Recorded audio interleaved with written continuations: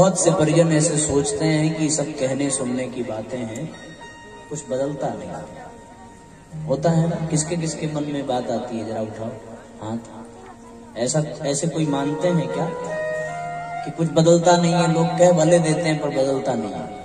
कोई मानता हो अगर ऐसा तो हाथ उठाइए, इस विषय पे भी थोड़ी चर्चा करें। ऐसा कोई नहीं मानता, चलो तब ठीक है, हम आगे बढ़ते हैं डायरेक्ट। हम सब लोग बदलना स्वीकार करें, बदलाव सृष्टि का नियम है। जो नहीं बदलना स्वीकार करता बहुत पीछे हो जाता है।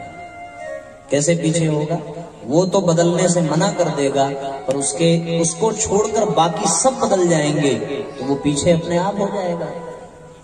इसलिए साथियों, हम सब अपने जीवन में परिवर्तन को स्वीकार करें, पर वो परिवर्तन सकारात्मक होना चाहिए। इस दुनिया में एक भी चीज ऐसी नहीं है जो नहीं बदल रही हो।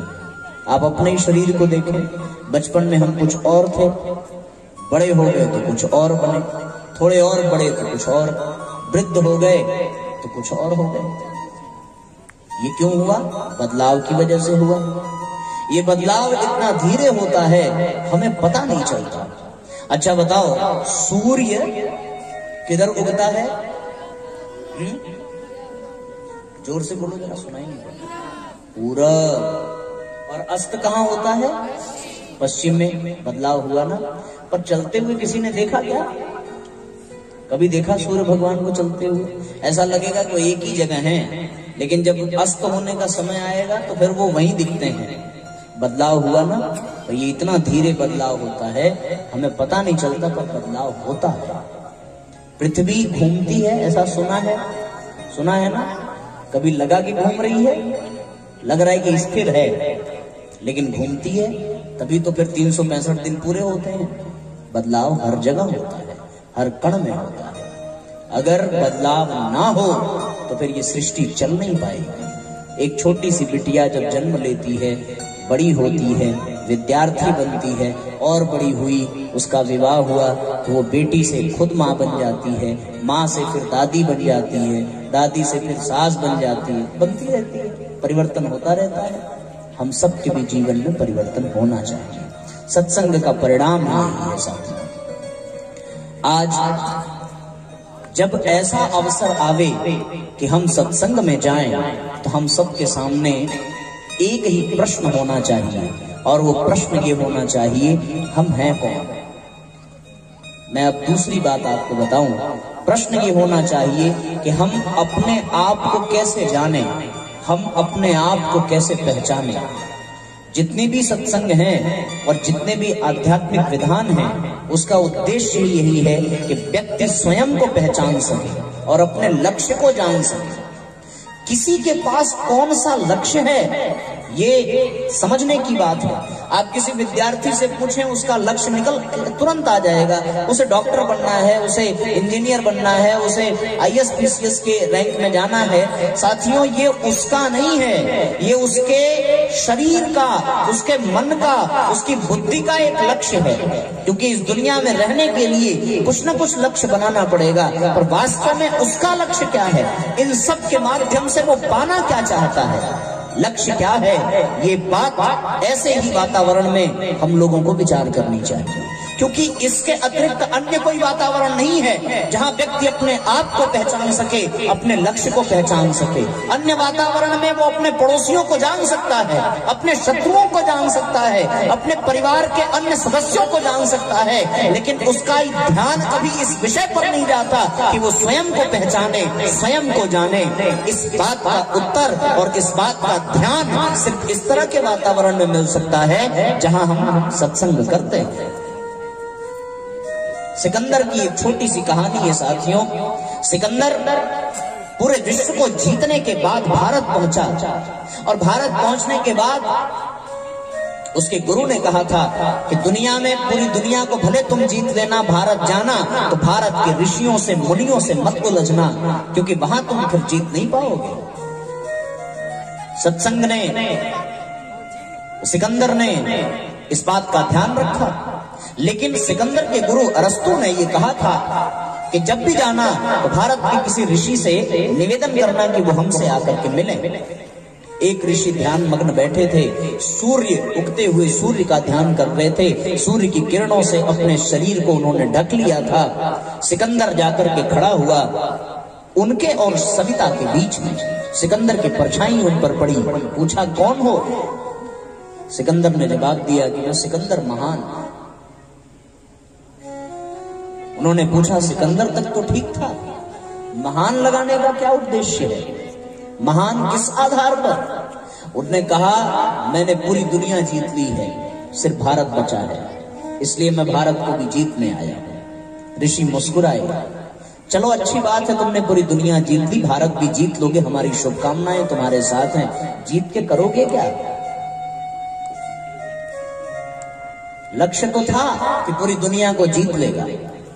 जैसे विद्यार्थियों का भी लक्ष्य होता है कि वो इस डिग्री को प्राप्त करेंगे, ये नौकरी करेंगे, उसका भी लक्ष्य था पूरी दुनिया को जीतने का। जीत भी लेगा, भारत भी जीत लेगा। प्रश्न पूछा, फिर क्या करोगे? साथियों, उसने कहा कि फिर क्या करेंगे, फिर हम सोने का महल बनवाएंगे। ऋषिवर ने पूछा, फिर क्या करोगे? सोने का महल बनवा करके क्या करोगे? महल में आदमी क्या करता है? सिकंदर ने कहा। ऋषि ने पूछा कि तुमने सोने का महल बनाने का लक्ष्य रखा, चलो बना भी लोगे, हमारी शुभकामना है। आशीर्वाद है तुम्हें सोने का महल भी प्राप्त हो जाए। हमारे यहाँ कई को प्राप्त हुआ भी, रावण को भी प्राप्त हुआ। भगवान की द्वारिका भी सोने की थी, चलो तुम्हें भी मिल जाएगा। हमारे भारत में तो ऐसे ही सोने की चिड़िया तुम निस्संदेह बना लोगे। लेकिन फिर क्या करोगे? उसने कहा, महल बना लेंगे तो फिर आराम से सोएंगे, आराम से बैठेंगे। वो ऋषि मुस्कुराए, बोले, जो तुम पूरी दुनिया जीतने के बाद, सोने का महल बनाने के बाद करने वाले हो, मैं अभी वही कर रहा हूं। कृपया हमारे इस काम में बाधक न बनो। जिस आराम से बैठने के लिए तुम्हें इतनी व्यवस्था करनी पड़ रही है, मैं आराम से बैठा हूं, तुम यहां से चले जाओ। उस दिन सिकंदर को समझ में आया जीवन का लक्ष्य क्या था, इस पर तो विचार ही नहीं किया। हमने खुद को पहचाना ही नहीं कि हम क्या कर सकते थे, हमने अपने को जाना ही नहीं। मैं एक एक व्यक्ति से यहाँ पूछूं, आपसे पूछूं, आप बोलोगे हमें बगल वाले की तो पूरी जानकारी है, वो क्या करता है, क्या पहनता है, क्या खाता है, कहाँ जाता है, किससे बात करता है। अपने बारे में जानकारी नहीं है, हमारे बारे में बिल्कुल हमें जानकारी नहीं होती। हम कब क्या कर बैठेंगे ये हमें पता ही नहीं होता। अभी रास्ते से जा रहे हैं, किसी ने गाली दी, हम भी देना शुरू कर देते हैं, हमें पता ही नहीं होता कि हम क्या कर रहे हैं। अचानक किसी ने उल्टी बात बोली, हम एकदम शांति से बैठे रहते हैं और तमतमा करके क्रोध से भर जाते हैं। हमें कहाँ पता है कि हम क्या करने वाले हैं? किसी को पता है? अभी हम जिनके यहाँ भाई साहब के यहाँ रुके हैं, अचानक से बताया बच्चे के पैर में सांप लिपट गया और फिर अचानक से उनकी माँ की तबीयत खराब हुई। अब बताओ किसको कहाँ पता है कि कब क्या हो जाएगा?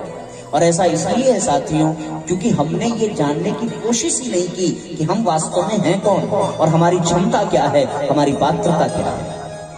आज ये जानना आवश्यक है। और ये भी सत्य है, यदि हमने स्वयं को जान लिया, अपने को पहचान लिया, तो साथियों और कुछ जानना फिर शेष नहीं रह जाएगा। ये जान लेना, यहाँ शुरुआत अपने आप से करनी है और अपने तक ही करनी है, उसके बाद कुछ पाना शेष नहीं रह जाता। तो आज हम इस विषय पर चिंतन करें कि हमें सबसे पहले स्वयं को जानना है। पर स्वयं को जानने की विधा क्या होगी? कैसे जाने हम स्वयं को? स्वयं को जानने के लिए क्या करना पड़ेगा? स्वयं को जानने के लिए कुछ तो करना पड़ेगा, और जो करना पड़ेगा साथियों, आज हम उसको समझें, उसको जानें। स्वयं को जानने के लिए हम विचार करें कि हम हैं कौन। अगर किसी से पूछें कि भैया आप कौन हैं, तो वो क्या बताएगा?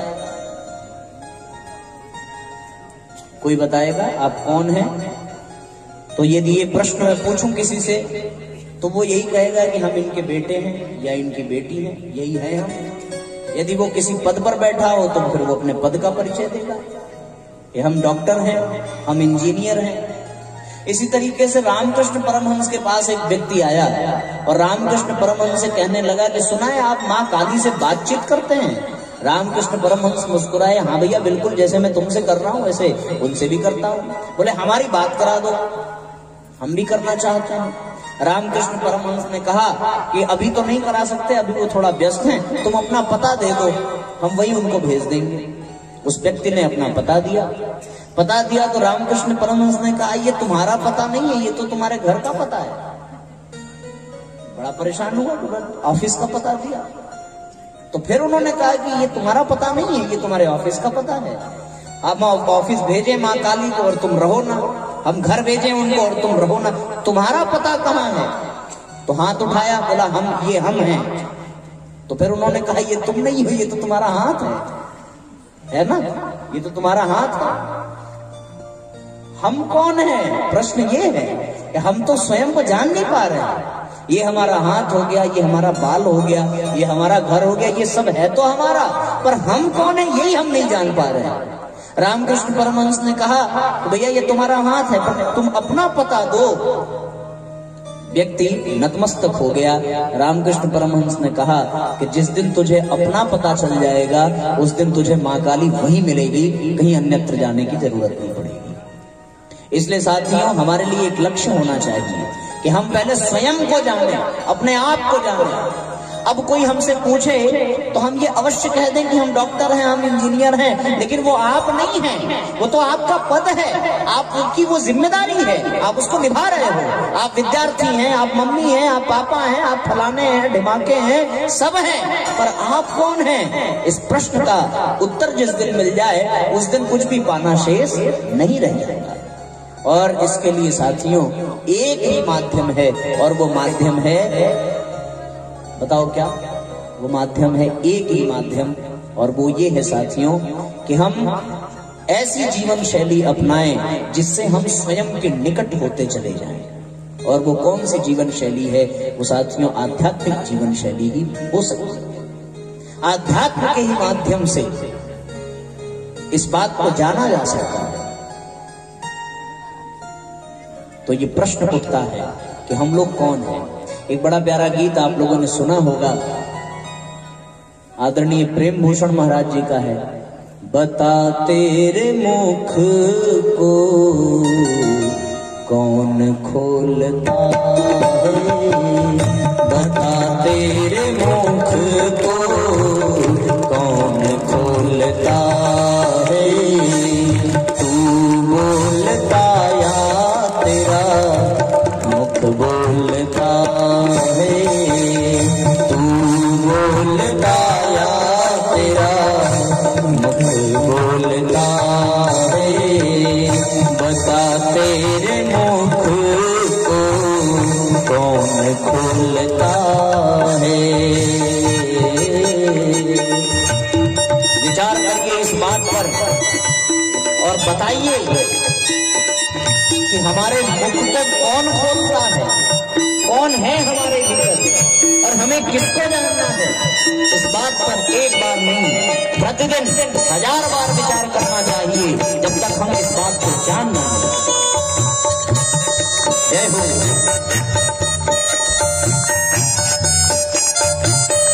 भाव से गुनगुनाते चले। ये मैं की आवाज़ आती कहाँ से, ये मैं की आवाज़ आती कहाँ से। सारी दुनिया मैं से शुरू होती है और हूं पर खत्म हो जाती है।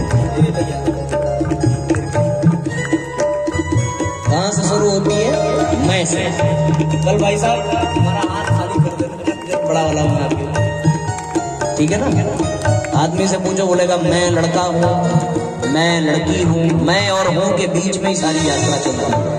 मैं पति हूँ, मैं पत्नी हूँ, मैं सुखी हूँ, मैं दुखी हूँ, मैं जगा हूँ, मैं सोया हूँ, सब कुछ मैं और हूँ के बीच में। तो ये मैं की जो आवाज है, मैं की आवाज कौन निकालता है बताओ? अरे आप तो बहुत समझदार है। ये मैं की आवाज आती कहाँ से, ये मैं की आवाज आती कहाँ से।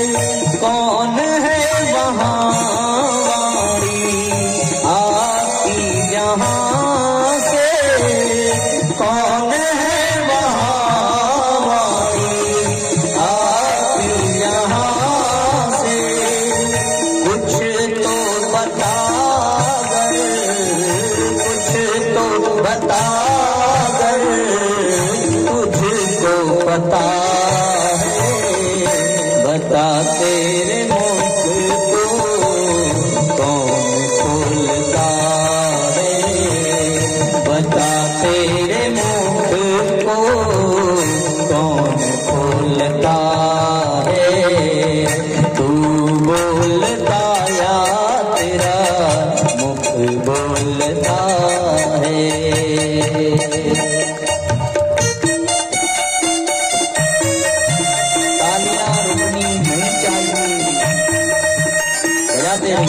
प्रेम पूर्वक बजाते हैं। देखो मैं बता दूं आपको, ताली बजाना बहुत आवश्यक है। ये तो इसलिए भी आवश्यक है ना, जब हम ताली बजाते हैं तो हमारे हाथों का एक्यूप्रेशर होता है इसको बजाने से, और ऐसे आधा आधा नहीं बजाया जाता, इसे पूरा बजाया जाता है। तो इससे क्या है, हाथों की नसों पर दबाव पड़ेगा और इससे हमारे स्वास्थ्य को लाभ मिलेगा।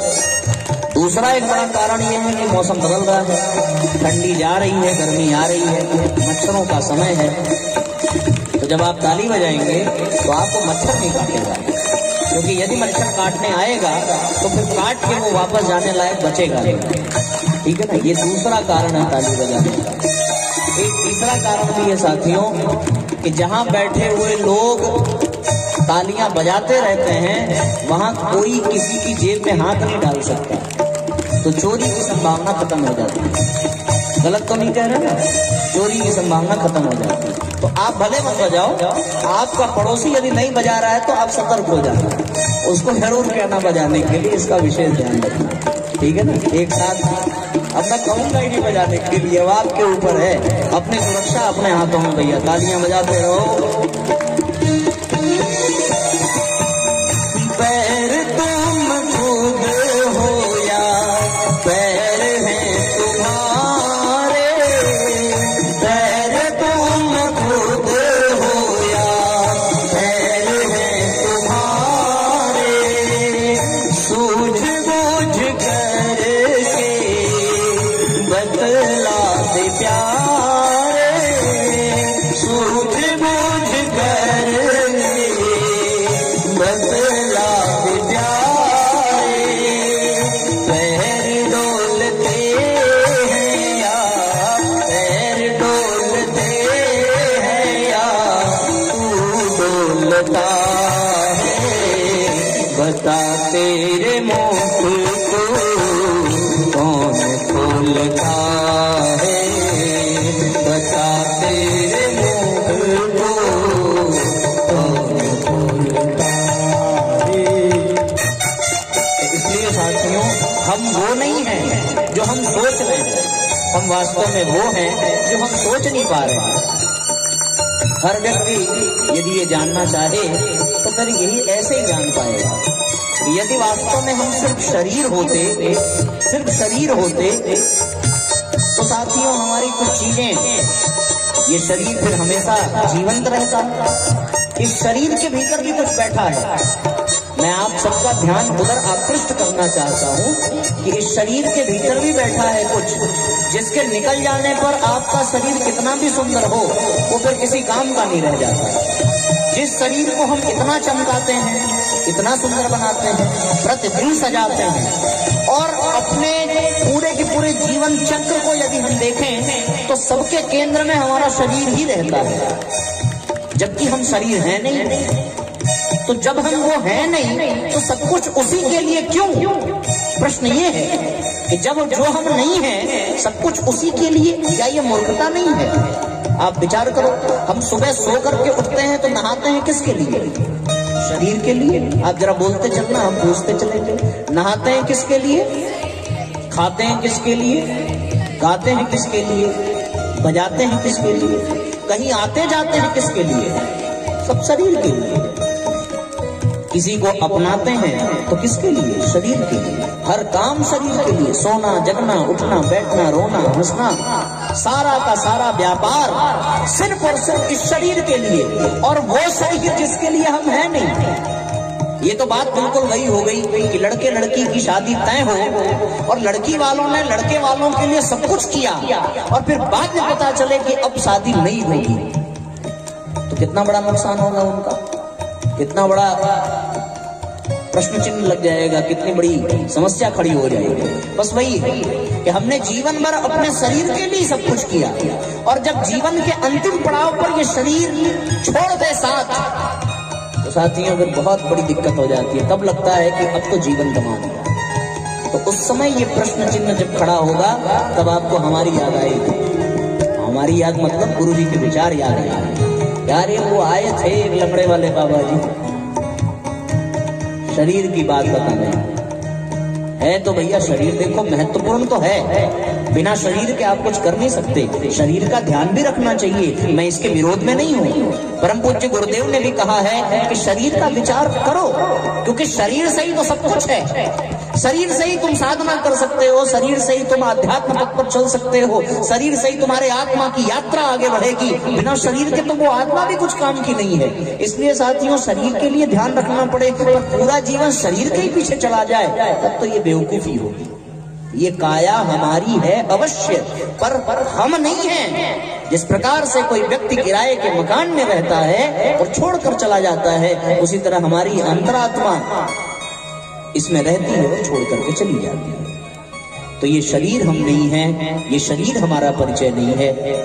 नाम इस शरीर का, पद इस शरीर का, हम क्या हैं? परम पूज्य गुरुदेव ने एक बात कही कि भैया हम चैतन्य शुद्ध बुद्ध स्वयं परमात्मा के अंश आत्मा हैं।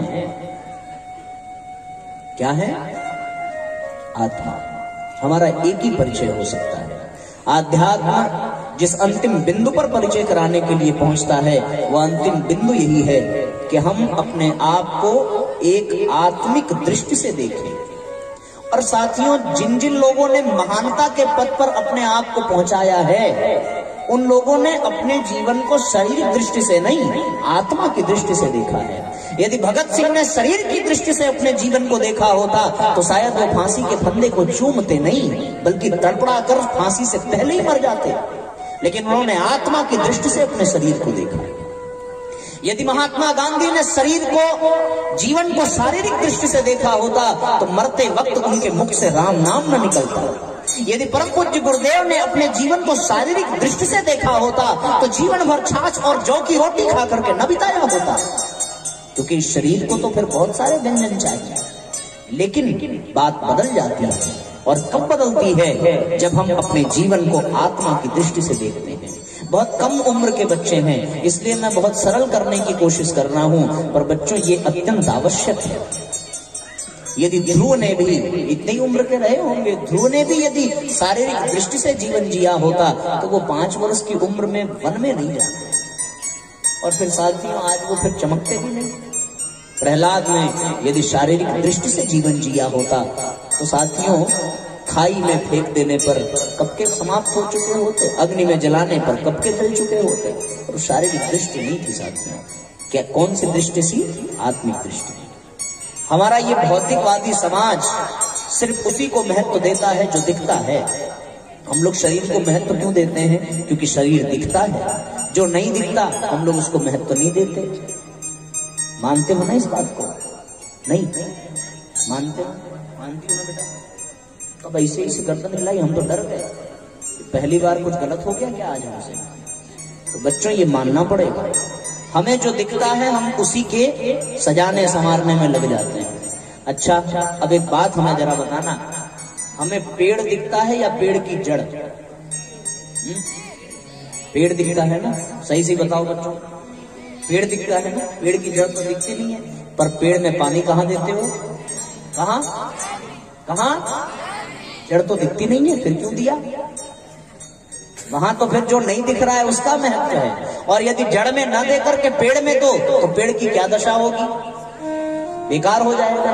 उसी तरीके से ये आत्मा दिखती नहीं है, पर यदि आत्मा को हमने न दिया तो फिर ये शरीर सूख जाएगा। जिनके चेहरे मुरझाए हुए हों वो चेहरे फिर फेरन लवली से नहीं खिलते, वो चेहरे आत्मा की प्रकाश से खिलते हैं। इसलिए साथियों हमें इस बात पर विचार करना पड़ेगा, ठीक है ना? तो हम इसी तरीके से अपने को जानेंगे। अब आत्मिक दृष्टि से जीवन जिए कैसे? अगला प्रश्न फिर ये आता है, आत्मिक दृष्टि से ये जो बातें हैं, जो लोग समझ रहे होंगे, वो जान रहे होंगे कि मैं बहुत बड़े तत्व ज्ञान की चर्चा कर रहा हूँ, पर हंसते हुए मुस्कुराते हुए कर रहा हूँ ताकि बच्चे भी समझ जाएं। ठीक है ना? बात समझ में आ रही है? किसको नहीं समझ में आ रही है? हाथ उठाओ जरा। आई बेटा, तुम्हें आ जाएगी तो फिर हम क्या करेंगे? सबको आ रही है, बस एक बच्चे को नहीं आ रही है। तो हम लोगों को आत्मिक दृष्टि से जीवन शैली अपनानी चाहिए। हमारा जो आपने जो वादा किया था 10 बजने का, वो वादा आपका पूरा हुआ, 10 बज गया। अब जैसी आपकी इच्छा, अब आरती कर दी जाए या फिर आगे बढ़ाए? जाने का मन है? नहीं? अरे तुम लोग तो खा के आए हो, तो कोई बात नहीं है, हमें आदेश दो तो हम तो चलते रहेंगे। चलें? आपका चार्ज है ना अभी? बहुत बहुत। बताओ बच्चों, 10 बज करके 2 मिनट हो रहा है, तो 10 बज के 5 मिनट तक कहा चले, कोई दिक्कत तो नहीं है? क्या करें भाई साहब, बताइए। हम लोग तो सुनता है सर, पूरी रात करिए, कोई दिक्कत नहीं। बड़े खतरनाक आदमी है वैसा ही है, क्या होगा फिर हम लोगों का, है ना? ऐसा ये विराम दिया जाए, क्योंकि माताओं को जाना भी होगा, है ना? वैसे ये समय का बड़ा हमें एक लाभ समझ में आया। ये जो समय है, अगर दिन की बात होती तो शायद एक दो करके सब चली भी जाती। रात की बात है, ये अकेले जाएंगे नहीं, जब भी जाएंगे साथ में जाएंगे, और जब तक ये नहीं जाएंगे तब तक आप हिलेंगे नहीं। तो मामला एकदम सेट है, ये समय बहुत सही है। क्यों? हमें तो यही लगा, ये बहुत अच्छी बात हो गई है ना। अब स्थिति इन लोगों की क्या है मैं आपको बताऊं। दूर नगरी, बड़ी दूर नगरी, कैसे आऊं मैं कन्हैया। आप तब तक आरती की थाल सजा लीजिए, तब तक हम इन लोगों का इसी तरीके से भाव बताते हैं। कैसे आऊं मैं कन्हैया तोरी गोकुल नगरी, बड़ी दूर नगरी, कैसे आऊं मैं कन्हैया तोरी गोकुल नगरी, बड़ी दूर नगरी, दूर नगरी, बड़ी दूर नगरी। ओ रात को कान्हा डरे मोहे लागे, रात को कान्हा डरे मोहे लागे, रात को कान्हा डरे मोहे लागे, रात को कान्हा डरे मोहे लागे। दिन में आऊं तो देखे सारी नगरी, दिन में आऊं तो देखे सारी नगरी, दूर नगरी, बड़ी इतनी भी दूर नहीं है, पास में जाना, बहुत ज्यादा दूर नहीं है। सब खड़े हो जाएंगे, एक साथ आरती करेंगे। आरती करने के पश्चात आज के सत्र को विराम देंगे, है ना?